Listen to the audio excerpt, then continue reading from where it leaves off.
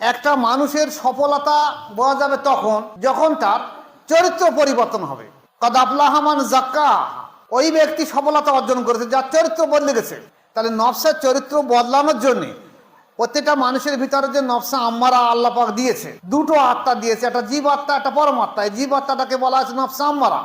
এই নফসে আম্মারা চরিত্র সংশোধন করে কোরআন মোতাবেক নফসে লওয়ামা এবং নফসে মুতমাইন্না, নফসে আম্মারা থেকে নফসে লওয়ামা এবং নফসে মুতমাইন্না। বুজুর্গরা নির্মাণের মধ্যবর্তী আয়াতটা নফসকে করেছে কি নফসে আম্মারা, নফসে লওয়ামা, নফসে মুলহিমা এবং নফসে মুতমাইন্না। তাহলে নফসে আম্মারা চরিত্র হলো পশুত্ব আকারের চরিত্র। এই চরিত্র যখন পরিবর্তন হচ্ছে না তখন নিশ্চয়ই মনে করতে হবে আমার এই তসবিহ, জিকির, মুরাকাবা, নামাজের মধ্যে নিশ্চয়ই কোনো ঘাটতি হচ্ছে। আর নয় আমার ইচ্ছা বা নিয়ত নেই যে আমার চরিত্র পরিবর্তন হোক, বাহ্যিকভাবে শুধু আমি নামাজ, রোজা, কলেমা, যাকাত, তসবিহ, তাহাল্লিল করে যাচ্ছি, তাহলে আমার পরিবর্তন হচ্ছে না কেন?